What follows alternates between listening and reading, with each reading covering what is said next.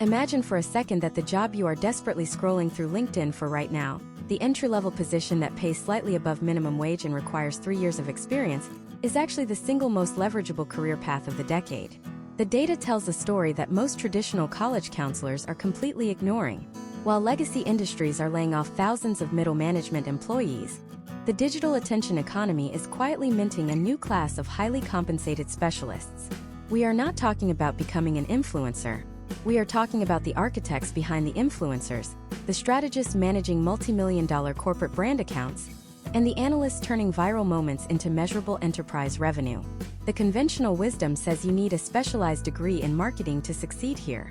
The reality, backed by thousands of case studies across major US tech hubs, is that the most aggressive career growth is happening for those who start at the absolute bottom, doing the grunt work that nobody else wants to do, and systematically acquiring a specific stack of micro skills.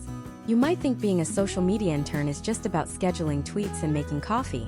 You are wrong. If played correctly, it is a high-speed escalator to a six-figure specialist role in under 5 years. But the catch is that 90% of people who enter this field burn out or get stuck in the mid-level grind, managing community comments until they lose their minds. They fail because they treat social media management as a creative hobby, rather than a data-driven strategic business function. Today, we are going completely under the hood. We are going to deconstruct the exact progression from an unpaid or barely paid intern to a highly sought-after, specialized social media professional in the United States. This is not theory. We are going to look at the anatomy of this career path, breaking down the precise technical skills, the critical soft skills, and the strategic pivots required at each distinct phase.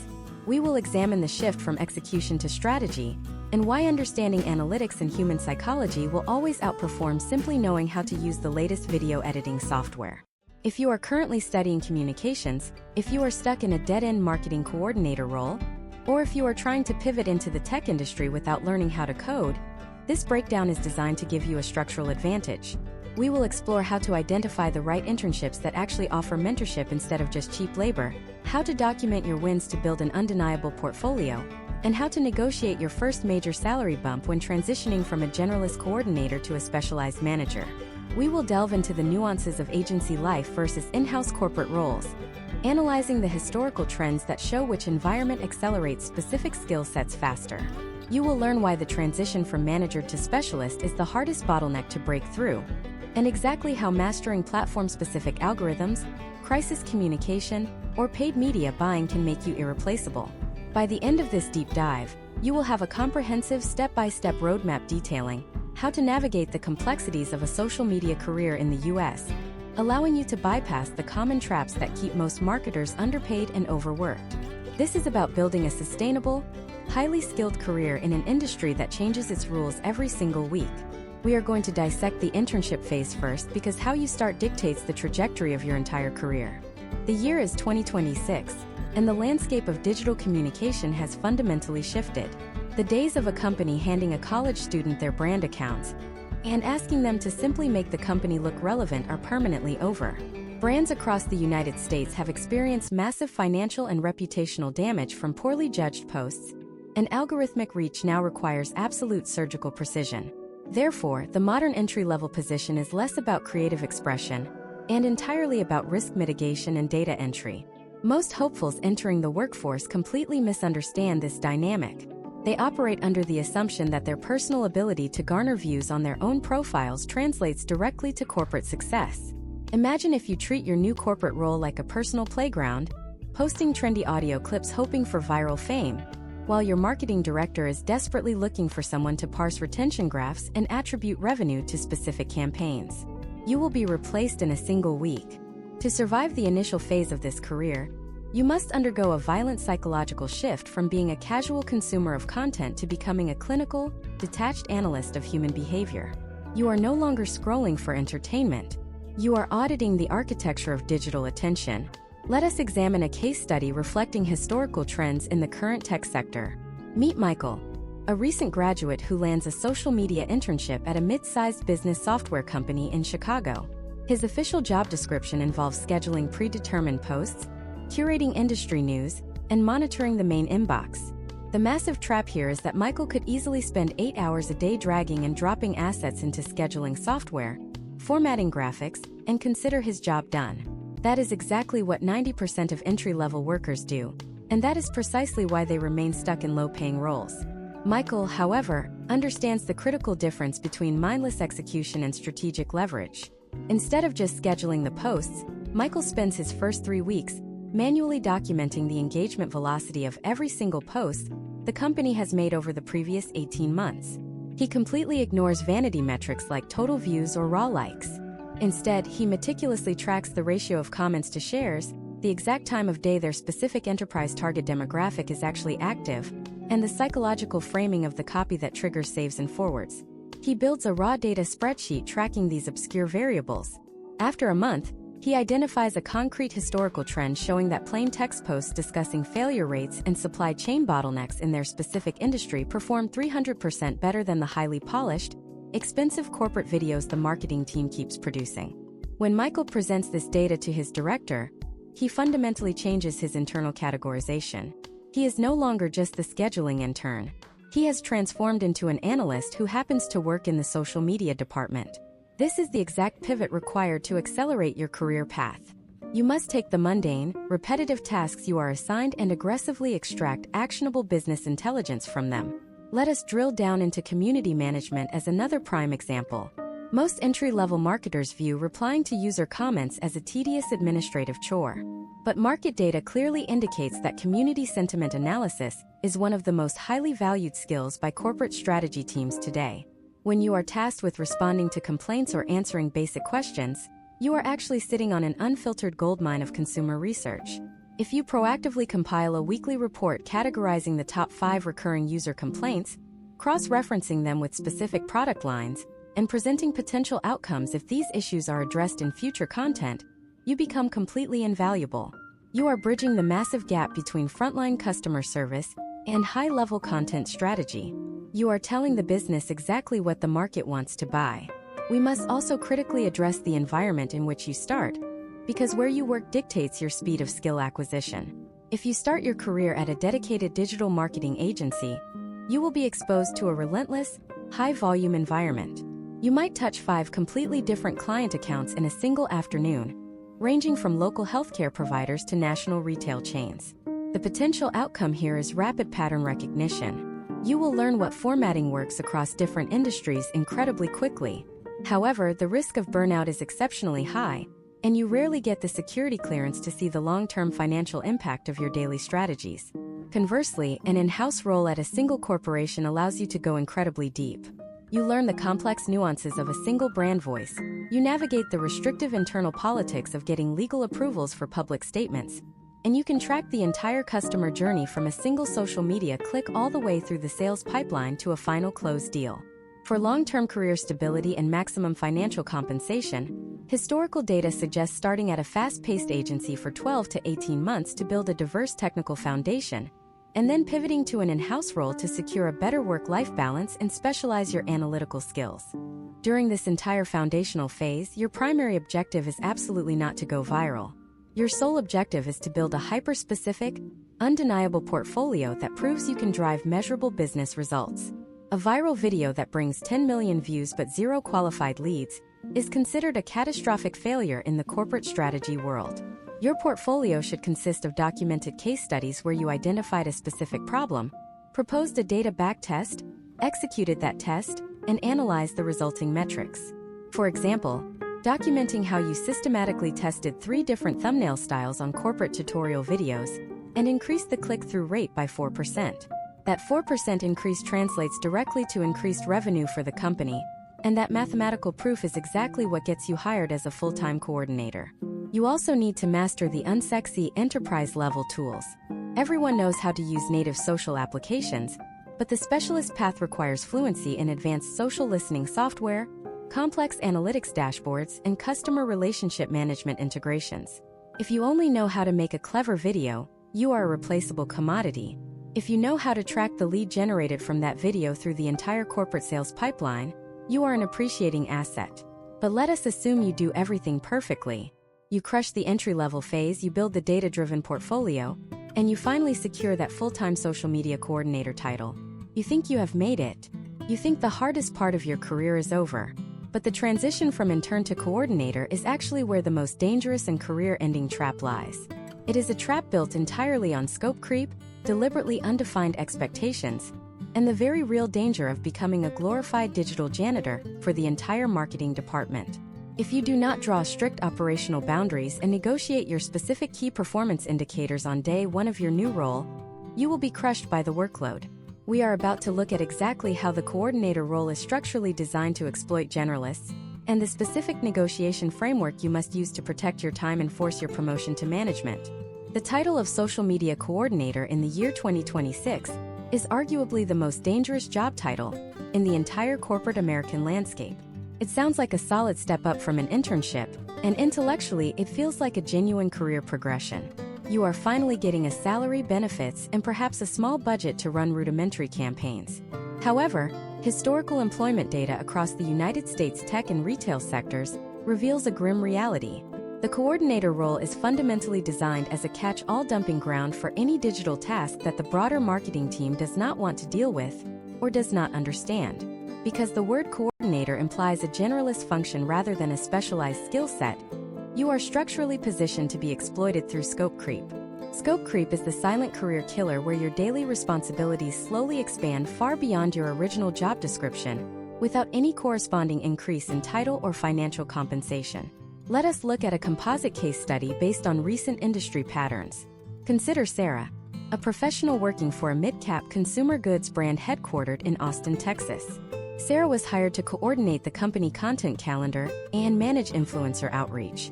Within 3 months, her role mutated.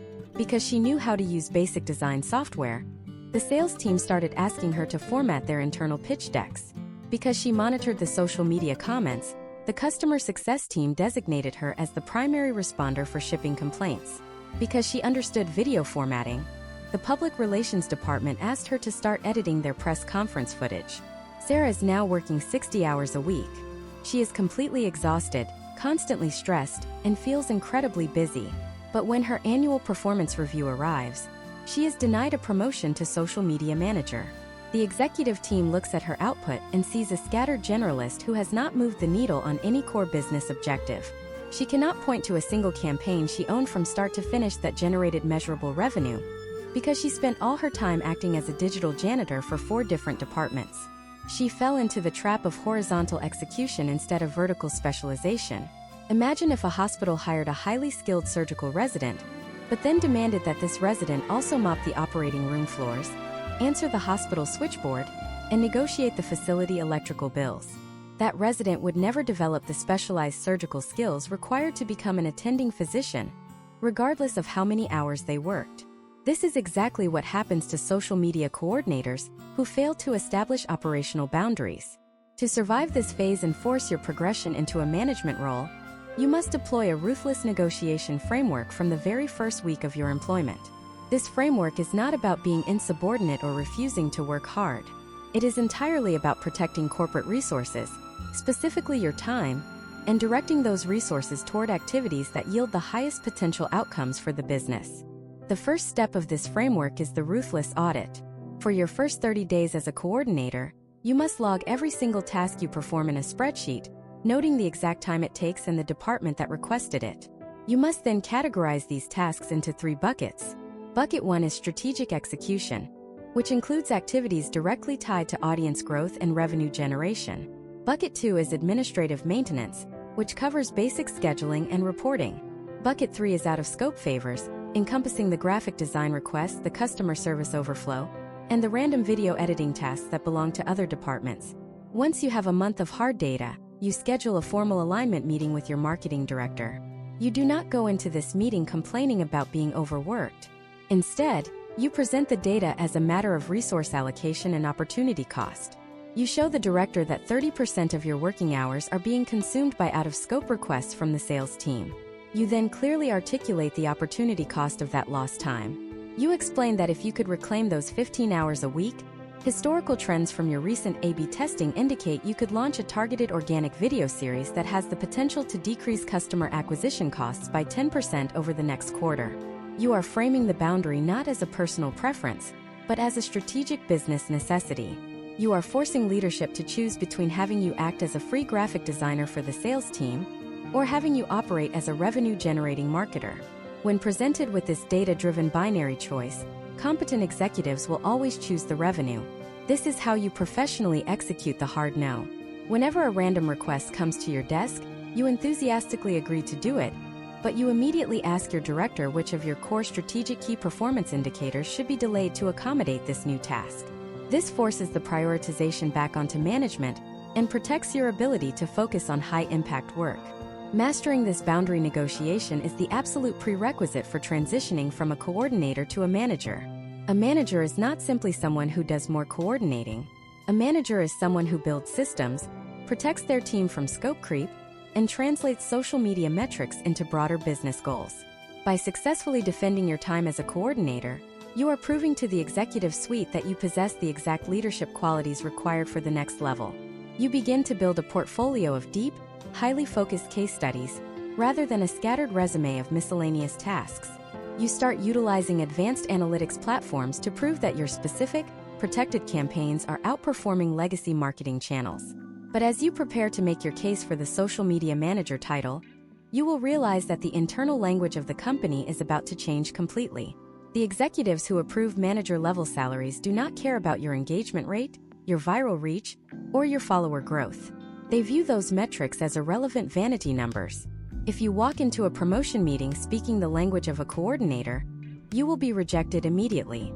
You must learn to translate your digital success into the only language the chief financial officer understands, and if you fail to master this translation, your career will permanently stall. That language is fundamentally rooted in financial attribution, and it is the extremely clinical dialect of the executive board. When a social media coordinator walks into a promotion meeting and proudly announces that they increased brand awareness by 80% and generated 4 million video impressions over the last quarter, the chief financial officer hears nothing but white noise. To an executive managing a highly leveraged corporate budget, brand awareness is a vanity metric that cannot be deposited into a bank account, and video impressions do not cover payroll. The executive suite views the marketing department as an overhead cost center, a massive line item on the spreadsheet that constantly drains resources. Your entire objective during this career transition is to reclassify yourself from a corporate expense to an operational profit center. You must aggressively pivot your reporting structure away from platform analytics and anchor it entirely in business analytics. The specific vocabulary you must adopt includes customer acquisition cost, lifetime value, pipeline velocity, and return on ad spend. If you do not intimately understand how your organic content or community management directly influences these 4 specific financial pillars, you are simply not ready to manage a corporate social media department in the United States today. Imagine if you are sitting across from the vice president of marketing, asking for a $20,000 salary increase and the official title of social media manager. If your core argument is that you work extremely hard, that you answer comments on weekends, and that the audience loves your tone of voice, you will be met with polite rejection. They will thank you for your service and leave you exactly where you are. Now, imagine if you walk into that exact same meeting and present a single sheet of paper demonstrating historical trends from the last 6 months. You show them that by implementing a highly targeted organic content series on professional networking platforms, you successfully drove 300 qualified leads into the corporate customer relationship management software. Furthermore, you track those specific leads through the sales pipeline and prove that they close 20% faster than leads acquired through traditional paid search advertising. You conclude by demonstrating that your unpaid social strategy effectively reduced the overall customer acquisition cost for that specific product line by 15%. You are no longer asking for a favor based on hard work. You are presenting a mathematical business case. You are demonstrating that promoting you to manager and giving you a dedicated budget is the most logical financial decision they could possibly make. Let us examine a highly specific case study set in the current economic climate of 2026. Consider David, a professional operating within a mid-market financial technology firm based in Seattle. David was stuck in the coordinator trap for 2 years, generating thousands of likes on educational graphics but seeing zero upward mobility. He realized his fatal flaw was a complete lack of financial attribution. To bridge this gap, David stopped focusing on creating more content and started focusing on building digital infrastructure. He systematically mapped out the exact digital journey, a consumer takes from viewing a post to actually swiping a credit card. First, he mandated the use of advanced tracking parameters on every single link placed across all corporate social channels. These tracking links were not just counting clicks. They were deeply integrated into the company sales database. When a user clicked a link from a specific tutorial video on a Tuesday, that user was tagged. If that same user eventually purchased a software subscription 3 weeks later, the revenue from that sale was directly attributed back to that specific Tuesday video. David did not stop at simple attribution. He spent weeks analyzing the historical data of user behavior, studying the complex relationship between social media engagement and long-term customer loyalty. He discovered a fascinating potential outcome that completely altered the company's strategy. The data revealed that customers who originally discovered the brand through deep dive, long-form educational videos on video sharing platforms had a significantly higher lifetime value than customers who were acquired through short, interruptive display ads. These socially acquired customers submitted fewer support tickets, upgraded their software packages more frequently, and stayed subscribed for an average of 14 months longer. By isolating this historical trend, David was able to definitively prove that the social media department was not just acquiring cheap leads, but they were acquiring the highest quality, most profitable tier of customers the company possessed. When David presented this meticulous, data-backed reality to the executive team, he did not just secure the title of social media manager. He secured a dedicated team and a massive budget increase, because he proved his department was driving enterprise value, not just collecting digital applause. Executing this pivot requires you to become fiercely analytical. You must become best friends with the sales operations team and the data analysts. You need to understand their software, their reporting cadences, and their pain points. When the sales team misses their quarterly quota, you need to understand exactly why, and you need to position your social strategy as the immediate solution to their pipeline problem. If the company is launching a new product, you must be in the planning meetings months in advance, designing the specific digital tracking architecture required to prove your campaign's success. The transition from execution to management is fundamentally about moving away from being the person who presses the buttons to becoming the person who designs the entire machine. It requires a profound psychological shift from tactical reactivity to strategic foresight. But achieving the manager title is merely stepping onto a completely new battlefield. Once you secure the promotion, the protective shield of being a junior employee instantly vanishes. You are now solely responsible for the digital public face of a multi-million-dollar corporation. You are no longer managing a calendar. You are managing people, budgets, and massive institutional risk. The technical skills that got you promoted are entirely different from the leadership skills required to survive the management phase. What happens when the highly anticipated campaign you fought to get funded completely flatlines on launch day?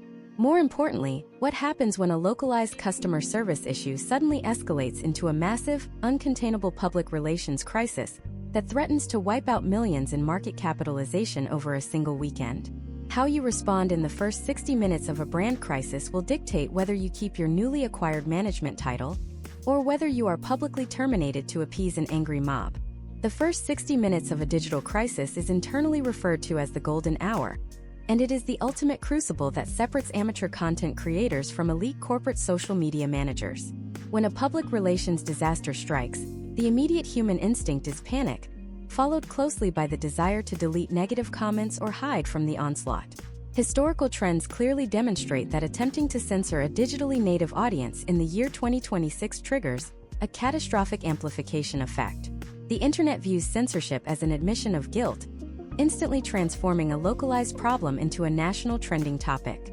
Therefore, the manager must immediately suppress their emotional response and execute a predetermined crisis communication matrix. Imagine if you are sitting at home on a Friday evening, and your phone begins vibrating incessantly because a regional manager at one of your retail locations was just caught on camera, engaging in highly discriminatory behavior. Within 20 minutes, the video has crossed 100,000 views and prominent industry commentators are actively tagging your corporate handle demanding a response. If you freeze, the narrative is entirely hijacked by the public. If you react aggressively, you create legal liabilities. You must act as the ultimate operational firewall. Let us look at a specific case study involving Jessica, a newly promoted social media manager for a mid-sized national logistics company based in Atlanta. On a holiday weekend, a massive supply chain failure occurred, leaving thousands of independent contractors stranded without pay. The company's social channels were immediately flooded with venomous outrage. Jessica did not waste time arguing in the comments section. Her very first action within the golden hour was to initiate a complete system freeze. She logged into the corporate publishing software and immediately paused every single piece of scheduled organic content. She then accessed the paid media dashboard and halted all active advertising campaigns. This step is absolutely critical and often overlooked by inexperienced managers. Potential outcomes of failing to pause outgoing content are severely damaging. If an angry mob is currently tearing apart your brand reputation, and an automated, cheerful post about a weekend discount code suddenly publishes, the brand appears grossly incompetent and entirely disconnected from reality. By executing the system freeze, Jessica instantly stopped the bleeding and prevented the company from spending thousands of advertising dollars on campaigns that would only serve as a magnet for further public backlash. Once the outgoing communication was neutralized, Jessica shifted into intelligence gathering. A coordinator would simply tell the executive team that people are angry. Jessica, operating as a manager, exported the raw data from their social listening software and categorized the negative sentiment. She identified exactly which platforms were driving the highest volume of complaints, pinpointed the most influential accounts amplifying the issue, and calculated the velocity of the viral spread. She took this highly structured data directly to the legal and public relations departments. She did not ask them what to do. She presented them with a draft holding statement, explicitly designed to acknowledge the issue without admitting legal fault, and used her data to mathematically prove that releasing the statement on their primary corporate channel within the hour would drastically reduce the negative mention volume by the following morning. By taking absolute command of the digital battlefield and presenting data-driven solutions to the executive suite, Jessica not only saved the brand from a prolonged reputational disaster, but she cemented her authority as a vital crisis leader. Mastering crisis communication is just one pillar of the management phase. The other, equally demanding pillar is the transition from being an individual contributor to becoming a systems architect. As a coordinator, your value is derived from what you can physically create and execute with your own hands. As a manager, your value is derived entirely from what you can effectively delegate and optimize. This is a profound psychological hurdle that breaks many talented digital professionals. Imagine if you spent 3 years mastering a highly specific video editing technique, and you know exactly how to pace the cuts to maximize audience retention. When you become a manager, you are suddenly tasked with hiring a junior editor. The absolute worst thing you can do is hover over their shoulder and micromanage their timeline, or worse, completely rewrite their work late at night because it is not exactly how you would have done it. If you do this, you are effectively paying 2 salaries for 1 outcome, and you are completely failing at resource allocation. To succeed as a manager, you must build scalable infrastructure. You must translate the implicit knowledge stored in your brain into explicit standard operating procedures. You have to document exactly how the brand voice sounds, what hex codes are approved for graphics, what specific keywords trigger an automatic escalation to customer service, and exactly how the approval workflow functions. You are essentially building a corporate machine that can operate efficiently even if you take a 2-week vacation. If your department collapses the moment you lose internet access, you are not a manager. You are just a highly stressed single point of failure. You must shift your focus toward hiring, training, and optimizing the daily workflows of your team, ensuring they have the precise software tools and training required to hit the key performance indicators you established. Furthermore, the management phase introduces you to the complex world of vendor relations and budget negotiation. You will be pitched constantly by enterprise software companies offering artificial intelligence analytics, advanced scheduling platforms, and highly sophisticated influencer databases. Your job is to critically evaluate these platforms, run cost-benefit analyses, and ruthlessly negotiate annual contracts to ensure your department is operating at maximum financial efficiency. You are managing a corporate budget that often exceeds hundreds of thousands of dollars, and every dollar must be accounted for and justified by a measurable return on investment. If you successfully build the team, optimize the software stack, and prove your ability to navigate corporate crises, you will find yourself in a very comfortable position. The historical trends show that an effective in-house social media manager in a major United States market can easily command a salary approaching 6 figures, complete with excellent benefits and a highly respected position within the company hierarchy. For many people, this is the ultimate goal, and they will happily stay in this role for the rest of their career. But for the hyper-ambitious, the management phase slowly reveals a terrifying reality. You eventually realize that managing generalist teams and constantly fighting internal corporate bureaucracy has an absolute ceiling. You discover that you are working incredibly long hours to maintain the machine you built, but your earning potential has completely flatlined. You are officially stuck in the middle management trap. To break through this financial ceiling and gain true independence and leverage in the marketplace, you must make the hardest and most counterintuitive pivot of your entire career. You must completely abandon the generalist management path and aggressively dive into a singular, highly complex specialization that terrifies most traditional marketers. The specialization phase is where the true wealth and influence in the United States digital economy are concentrated. In 2026, the market has reached a point of extreme saturation where generalists are viewed as a commodity, but specialists are treated as elite consultants. When you are a social media manager, you are responsible for everything, which often means you are the master of nothing. You are spread thin across copywriting, video production, community management, and basic analytics. The specialist path requires you to take one of those high-leverage subdisciplines and master it to such an extent that you can solve problems the generalist does not even know exist. Historical trends show that the most lucrative specializations currently fall into three main categories: paid acquisition strategy, crisis communication and reputation management, and advanced social data science. Each of these paths offers a distinct potential outcome of higher autonomy and significantly increased compensation because they are directly tied to either massive revenue generation or the prevention of massive financial loss. Imagine if you are a business owner who has just been hit with a catastrophic drop in organic reach due to a platform-wide algorithm update. A social media manager might tell you that you need to post more frequently or try a new trending audio. A social media specialist focusing on algorithmic architecture, however, will perform a technical audit of your account health, analyze the metadata of your last 50 videos, and identify that your distribution is being throttled because of a specific shadow ban trigger in your automated comment moderation settings. One person is guessing based on intuition, the other is diagnosing based on technical mastery. This is the difference between a 5-figure salary and a 6-figure consulting fee. Let us examine a case study involving a professional named Marcus, based in the tech-heavy corridor of Northern Virginia. Marcus had reached the peak of his career as an in-house social media manager for a national fitness brand.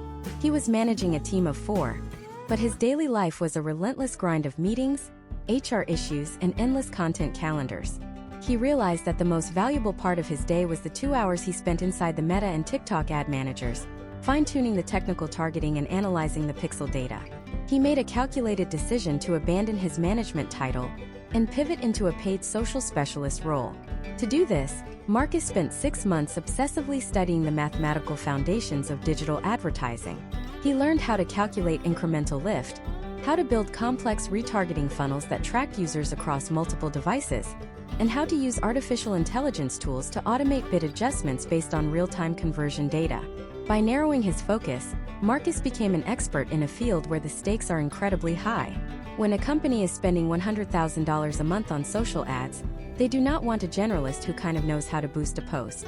They want a specialist who can prove with a 95% confidence interval that every dollar spent will return $3 in gross profit. Marcus transitioned from being an employee who was viewed as an expense to being a specialist who was viewed as a money printing machine.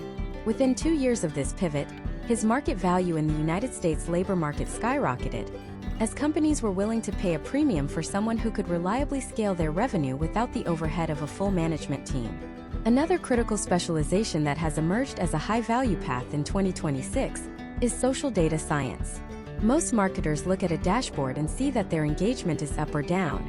A data specialist looks at the raw API exports and builds predictive models. They use programming languages like Python or R to scrape sentiment data from across the web and correlate it with the company stock price or foot traffic in physical retail locations. Imagine if you could tell your CEO that based on a specific shift in the language used by Gen Z on social media over the last 14 days, there is an 80% probability that sales for a specific product line will drop by 12% next month. That level of foresight is not social media management, it is business intelligence. It allows the company to adjust their inventory and marketing spend before the loss even occurs. The path to specialization requires a commitment to continuous, technical education that far exceeds what is taught in traditional marketing degrees. You must become a practitioner of the tools that the average person finds boring or intimidating. If you choose the path of paid media, you need to master attribution modeling and the technicalities of server-side tracking. If you choose the path of content strategy, you need to master the psychology of narrative hooks, the technical nuances of high-end cinematography, and the data-driven science of audience retention. If you choose the path of social listening, you need to understand linguistics, sentiment analysis, and the ethics of data privacy in the modern era. There is a common fear among professionals that by narrowing their focus, they are limiting their job opportunities. The reality of the US market is the exact opposite. In a sea of millions of marketing generalists, being the one person who knows exactly how to fix a specific high-cost problem makes you a rare and valuable asset. It shifts the power dynamic from you hunting for jobs to companies competing for your expertise. However, there is a final stage to this career evolution. Even as a high-paid specialist, you are still essentially selling your time for money. You are still working within someone else's infrastructure, and your income is still capped by the number of hours you can physically work in a day. To achieve true professional sovereignty, you have to take everything you have learned as an intern, a coordinator, a manager, and a specialist, and you have to transition into the role of a strategic consultant or agency founder. This is where you stop doing the work and start owning the results. This is where you move from the tactical trenches of social media into the high-stakes boardroom of corporate strategy. But to make this move, you have to master the one skill that is never taught in marketing school: the art of high-ticket sales and executive-level influence. You have to learn how to convince a CEO to pay you $50,000 for a 3-day strategy workshop that will fundamentally reshape their company future. We are about to dive into the exact psychological frameworks used by top-tier consultants to command these prices, and the specific ways you can build a personal brand that attracts these high-level opportunities without you ever having to send a cold email. But first, we need to address the massive internal roadblock that stops 99% of specialists from ever making this final jump: the paradox of expertise and the fear of the solo venture. The paradox of expertise is a psychological phenomenon that keeps the most brilliant digital minds in the United States trapped in a cycle of high-level employment while others, with half their technical ability but twice their risk tolerance, build massive consulting firms. By the time you become a true specialist in 2026, you know exactly how much you do not know. You are hyper-aware of the shifting platform regulations, the volatile nature of consumer attention, and the increasing complexity of data privacy laws like the California Consumer Privacy Act. This deep knowledge often leads to a paralyzing form of imposter syndrome. You feel that because you cannot account for every single variable in a digital ecosystem, you are not qualified to offer high-level strategic advice. Meanwhile, a generalist who only understands the surface level of these problems is out in the market, confidently selling overpriced and ineffective strategies to desperate business owners. To break this cycle, you must realize that the value of a consultant is not found in having a perfect crystal ball. It is found in having a superior decision-making framework based on years of specific technical failures. Let us examine the transition of a specialist named Elena, a paid media expert based in Miami who spent 5 years scaling direct-to-consumer brands. Elena reached a point where she was managing $20 million in annual ad spend for a single corporation. She was a master of technical execution, but she was terrified of the solo venture because she believed she lacked the sales skills to acquire her own clients. Her breakthrough occurred when she shifted her perspective from selling services to selling outcomes. Most people who try to start a social media agency fail because they sell packages. They sell 3 posts a week or 5 managed ad campaigns. This is a commodity play that leads to a race to the bottom on pricing. Elena, drawing on historical trends in the high-end consulting market, decided to sell a transformation. She targeted mid-sized retail companies that were struggling with a specific, high-cost problem: the rising cost of customer acquisition in a post-cookie digital environment. Imagine if you are a CEO of a $50 million footwear company. Your marketing team is telling you that they are doing a great job because your Instagram followers are growing, but your actual net profit is shrinking because your advertising costs have doubled in 12 months. You are stressed and you are losing sleep. Now imagine Elena walks into your boardroom. She does not talk about hashtags and she does not talk about trending reels. She shows you a case study of how she helped a similar brand restructure their entire data tracking architecture to identify high-value customer segments that were previously invisible to their analytics. She explains the potential outcome of a 30% reduction in wasted ad spend within 90 days. She is not selling her time. She is selling a solution to your biggest financial headache. Elena is no longer a social media manager. She is a profit recovery specialist. This shift allowed her to charge a $50,000 flat fee for a single strategic overhaul, an amount that would have taken her months to earn as a salaried specialist. To replicate this success in the United States market, you must master the architecture of a high-ticket discovery call. This is a clinical diagnostic process that has nothing to do with a sales pitch. You must act like a surgeon. A surgeon does not try to convince you to have surgery. They perform a series of tests to determine if surgery is the only viable path to health. Your discovery calls should follow a strict four-step framework: situation, problem, implication, and need payoff. You start by asking deep, probing questions about their current digital infrastructure. You then identify the specific technical bottleneck that is preventing growth. You move into the implication phase, where you force the executive to calculate the actual dollar amount they are losing every single month that this problem goes unsolved. Finally, you present the need payoff, where they visualize the business state once your specialized system is implemented. When you lead an executive through this logical progression, the price of your consulting fee becomes irrelevant compared to the cost of the problem you are solving. However, moving into consulting or agency ownership requires a massive shift in how you manage your personal brand. As a specialist, your resume was your primary asset. As a consultant, your public-facing authority is your only asset. In 2026, this means you must become a prolific publisher of high-value, technical insights. You cannot just share news. You must provide deep-dive analysis that proves your unique perspective. If a platform changes its terms of service, a generalist shares a screenshot of the headline. You, as a consultant, must write a 5-page white paper explaining how this change affects the bottom-line profitability of companies in the healthcare sector, and provide a 3-step mitigation plan. This type of authoritative content acts as a 24-hour sales team that works for you for free. It builds a moat of credibility that makes you the only logical choice when a company faces a high-stakes digital crisis. We must also discuss the operational reality of the solo venture. Many specialists jump into consulting and quickly find themselves in a new kind of trap: the freelancer's treadmill. Because they are the only ones with the specialized knowledge, they end up doing all the work themselves, effectively creating a high-paying job for themselves rather than a scalable business. To avoid this, you must apply the management principles we discussed earlier, but apply them to a distributed network of other specialists. The most successful agency founders in the modern era do not hire full-time generalists. Instead, they build a lean, high-output team of specialized contractors who are the absolute best in their respective niches. You become the conductor of an elite digital orchestra, focusing your time entirely on high-level strategy and client acquisition, while your team handles the technical execution. This stage of the career path requires an incredible amount of mental fortitude. You will face months where your pipeline is dry, and you will deal with high-pressure situations where a client's entire quarterly revenue depends on your strategy.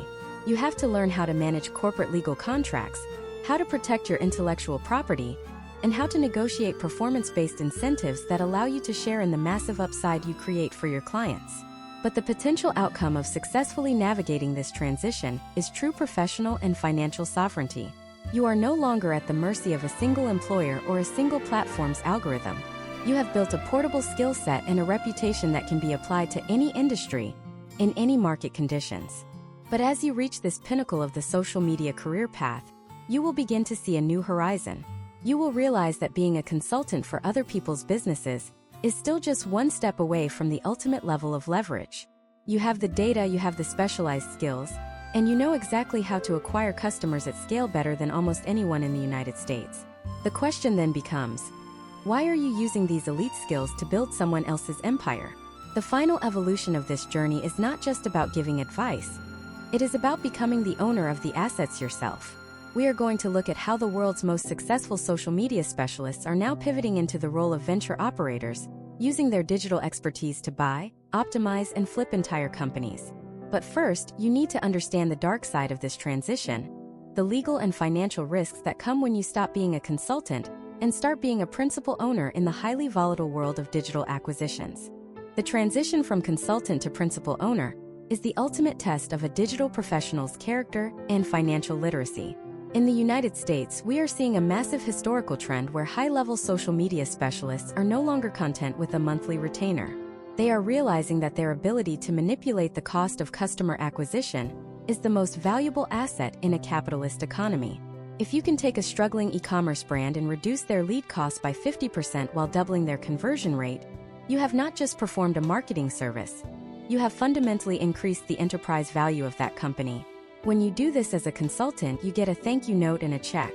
When you do this as a principal owner, you capture the entire upside of that equity growth. However, this is where the safety net of being an employee or a service provider completely evaporates. You are now moving into the world of venture operation and digital acquisitions, a space defined by high-stakes legal contracts, inventory risk, and the very real possibility of total capital loss. Imagine if you identify a small skincare company based in California that has a fantastic product, but a disastrous digital presence. Their content is outdated, their pixel tracking is broken, and their customer retention strategy is non-existent. As a specialist, you know you could fix their entire ecosystem in 90 days. Instead of pitching them a consulting contract, you negotiate a buy-in. You use your accumulated capital to purchase a 20% stake in the company, or perhaps you structure a deal where you acquire the entire brand using a combination of seller financing and private equity. Now, every late night you spend optimizing an ad campaign, and every weekend you spend analyzing audience sentiment is an investment in your own balance sheet. You are no longer trading your time for a wage. You are applying your specialized labor to an asset you own.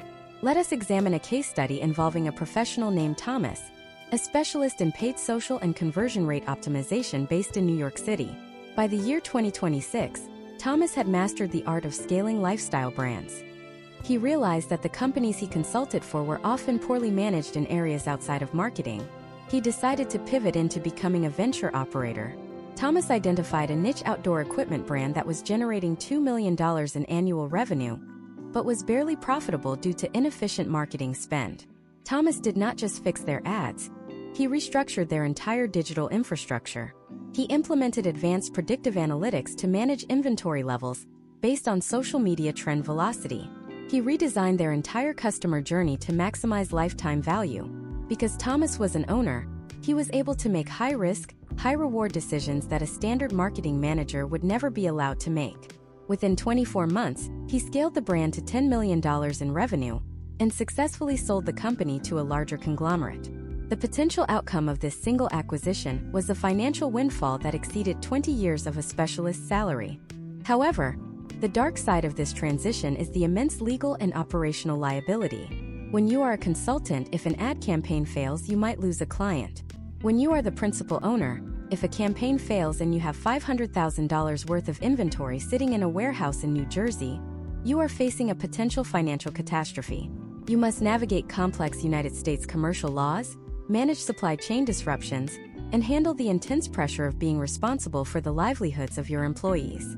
Historical trends show that many elite specialists fail at this level because they lack the operational maturity to manage a business beyond the marketing department. They focus so much on the digital front end that they neglect the back-end fundamentals like cash flow management, tax compliance, and legal protection. To survive as a venture operator, you must develop a secondary stack of skills that have nothing to do with social media. You must understand how to read a balance sheet as fluently as you read a Facebook Ads Manager report. You need to understand the nuances of asset purchase agreements and the legal implications of data privacy in an acquisition context. You must learn the art of due diligence, which is the process of ruthlessly auditing a company's financial and operational health before you commit your capital.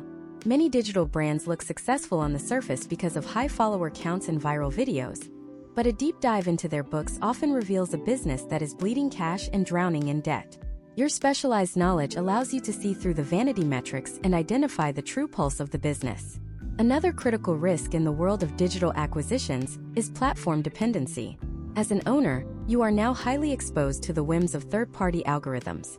If your entire business model relies on a specific social media platform, and that platform changes its terms of service or experiences a significant decline in user base, your asset value could vanish overnight. This is why the most successful venture operators focus on platform diversification and the building of owned media assets.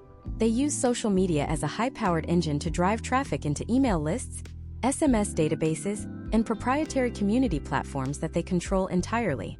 They understand that in 2026, the only truly safe digital asset is the one where you own the direct connection to the customer without a middleman. The transition to principal ownership also requires a fundamental shift in your professional network. You must move away from marketing circles and begin operating in the world of private equity, venture capital, and commercial law. You need to build relationships with brokers who can bring you off-market deals, and with lenders who can provide the leverage necessary to scale your acquisitions. You are no longer competing with other marketing agencies. You are competing with institutional investors for the best deals in the marketplace. This requires a level of executive presence and negotiation skill that goes far beyond anything required in the management or specialist phases of your career. As you master the role of the venture operator, you begin to see the ultimate peak of the social media career path. You realize that you have moved from being a participant in the attention economy to being a director of it.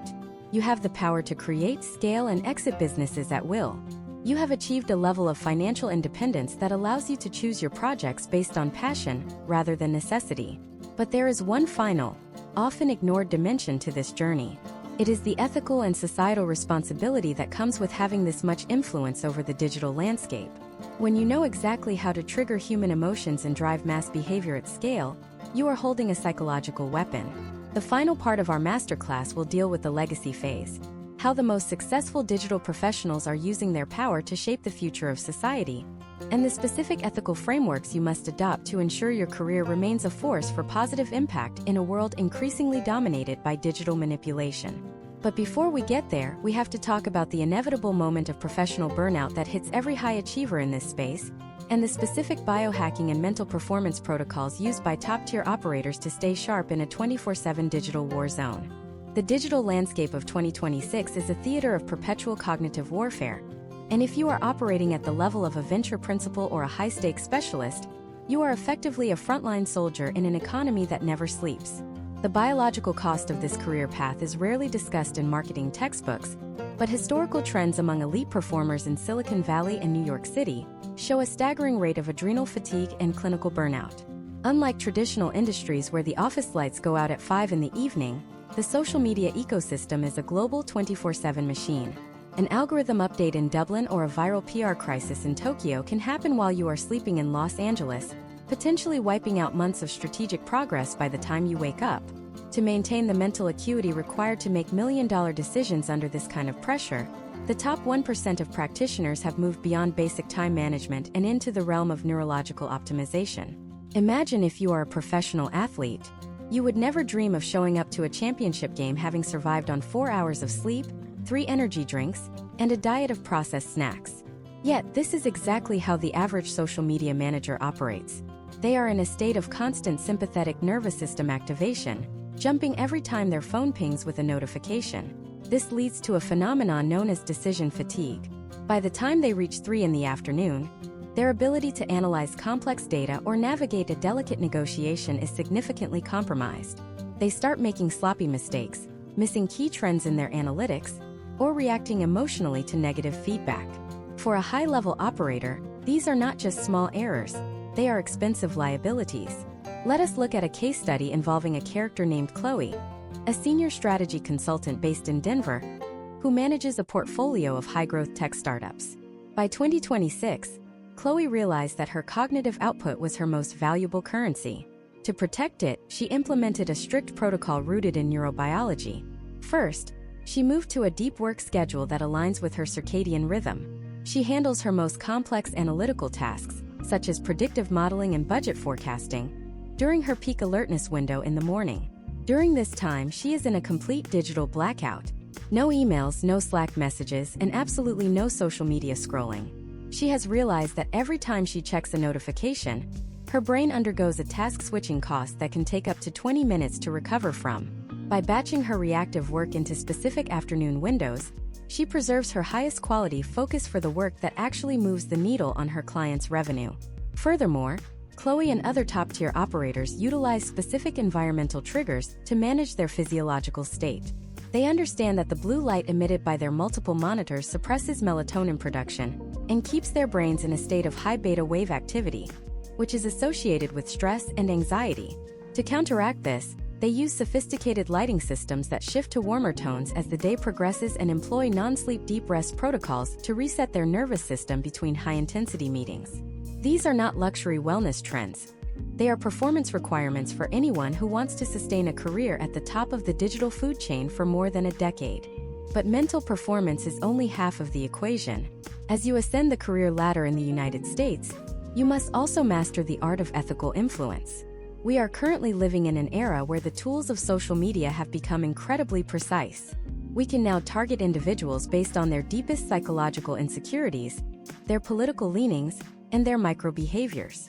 When you possess the skills to manipulate these variables, you are holding a significant amount of power over the collective consciousness. Historical trends suggest that brands and individuals who prioritize short-term manipulation over long-term trust eventually face a reckoning, either through regulatory crackdowns or a total loss of consumer loyalty. As a leader in this space, your legacy is defined by the ethical frameworks you choose to operate within. This involves a commitment to data transparency, the rejection of dark patterns in user interface design, and a refusal to participate in the spread of misinformation, even if it would lead to a temporary spike in engagement. Imagine if you are tasked with launching a new financial app. You could use aggressive, gambling-style mechanics to keep users addicted to the platform, or you could use those same psychological triggers to encourage healthy saving habits and financial literacy. The technical skills required are the same, but the long-term impact on society is fundamentally different. The most respected specialists in 2026 are those who use their expertise to solve genuine human problems rather than merely exploiting human weaknesses for a quick return. This ethical dimension becomes even more critical as we see the integration of artificial intelligence into every layer of the social media career path. We are no longer just competing with other humans. We are managing fleets of AI agents that can generate content, respond to comments, and optimize ads at a speed and scale that was unimaginable just a few years ago.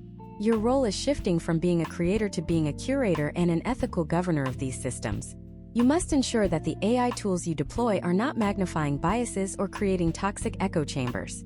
You must be the human at the center of the machine, providing the empathy, the nuance, and the moral compass that an algorithm simply cannot possess. If you can master the technical specialization, the executive leadership, the financial ownership, and the ethical governance of digital attention, you have reached the absolute summit of this profession. You have transitioned from an intern who was just trying to figure out how to post a story to a global architect of digital culture. You have built a career that is not only financially rewarding, but is also intellectually stimulating and socially significant. You have proven that social media is not a trivial distraction, but a core pillar of modern civilization. But even at this peak, there is one final question that every high achiever eventually asks themselves. As the platforms continue to evolve, and as the technology becomes even more immersive and all-consuming, what happens to the human connection that started it all? How do we maintain our own humanity in a world that is increasingly mediated by screens and algorithms? We have spent this entire masterclass talking about how to climb the ladder, how to win the game, and how to dominate the market. But in our final chapter, we are going to look at the exit strategy. Not just the financial exit from a business, but the psychological exit from the digital noise. We will explore how the most successful people in the world are learning to disconnect, the rise of the analog renaissance, and how you can ensure that at the end of your long and storied career, you have built a life that you actually enjoy living, rather than just a profile that everyone else envies. The final piece of the puzzle is about to fall into place, and it is the most important lesson of the entire journey. The paradox of the modern United States social media career is that the more successful you become at capturing the attention of millions, the more difficult it becomes to protect your own. By the year 2026, we have reached a cultural inflection point where the highest-paid architects of digital influence are the ones most aggressively seeking an analog exit strategy. This is the legacy phase of the career path.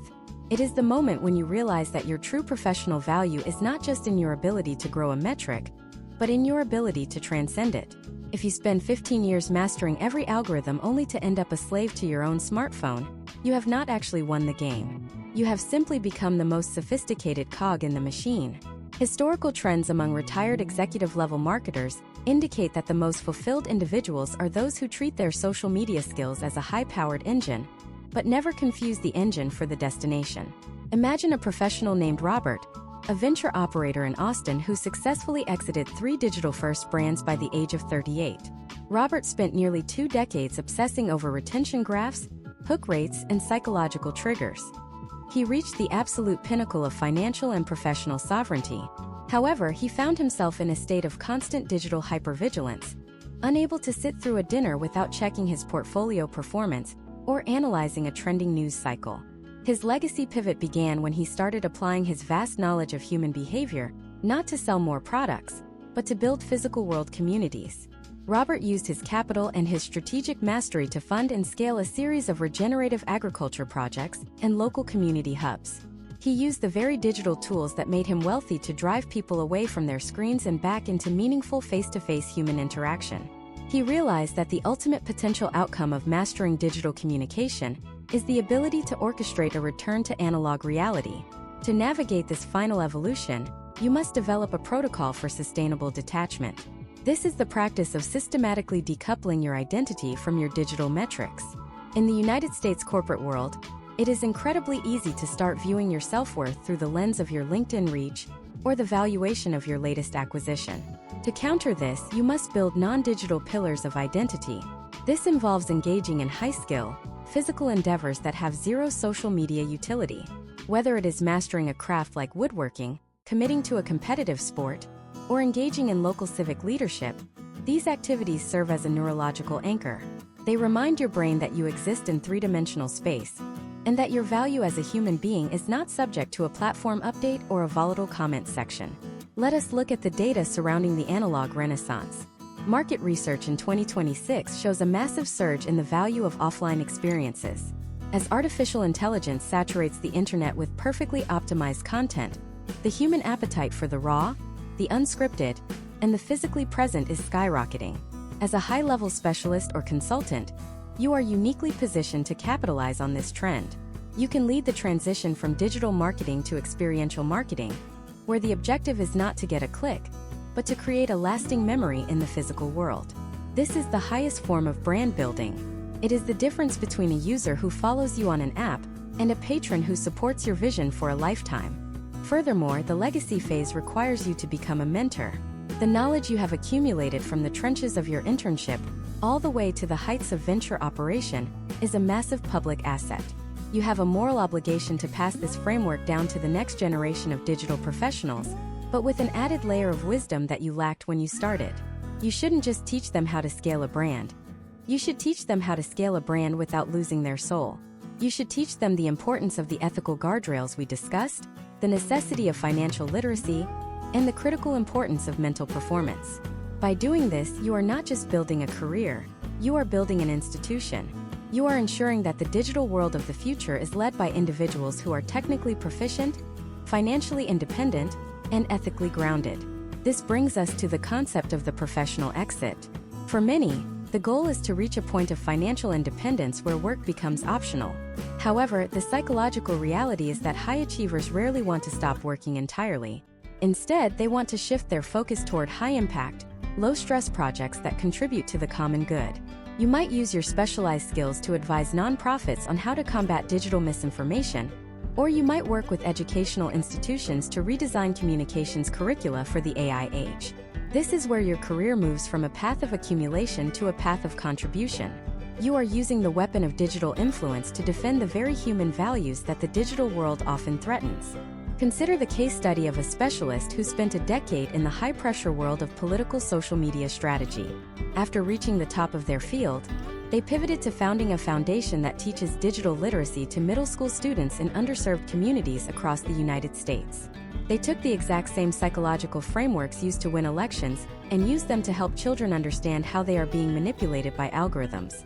They turned the machine against itself for the benefit of the next generation. This is the ultimate expression of professional sovereignty. It is the ability to look at the most powerful tools ever created and say, I know exactly how this works, and because I know how it works, I am no longer its subject. I am its master and I choose to use it for good. As we conclude this 10-part deep dive, we return to the very beginning. Remember the intern we discussed in part 2? The one who was meticulously tracking data in a spreadsheet while everyone else was just scrolling? That intern was you. And the specialist, the manager, the consultant, and the operator we discussed throughout this masterclass? Those are all versions of you that exist in the future, waiting for you to execute the strategy. The path from intern to specialist in the United States is not a straight line. It is a series of calculated risks, technical breakthroughs, and psychological evolutions. It is a journey that requires equal parts data and intuition, ambition and ethics. You now have the full roadmap. You have the technical blueprints for attribution, the negotiation frameworks for management, the psychological protocols for performance, and the ethical compass for legacy. You know how to identify the traps, how to bypass the bottlenecks, and how to capture the upside of the attention economy. The only thing left is the execution. The year 2026 is full of unprecedented opportunity for those who are willing to go deeper than the surface level. The digital world is waiting for architects, not just consumers. It is waiting for specialists who can bridge the gap between human psychology and machine logic. It is waiting for you to take the first step. The career path we have deconstructed here is the most powerful vehicle for social and financial mobility in the modern world. But as you step out of this masterclass and back into the digital trenches, remember the most important lesson of all. Social media is a tool, not a reality. Use it to build your empire, use it to change the world, and use it to secure your future. But never let it become the thing that defines you. Your legacy will not be found in your follower count or your exit multiple. It will be found in the lives you touched, the systems you improved, and the human connections you fostered in the real world. This is the end of the masterclass, but it is the beginning of your professional sovereign era. Now go out and build something that lasts.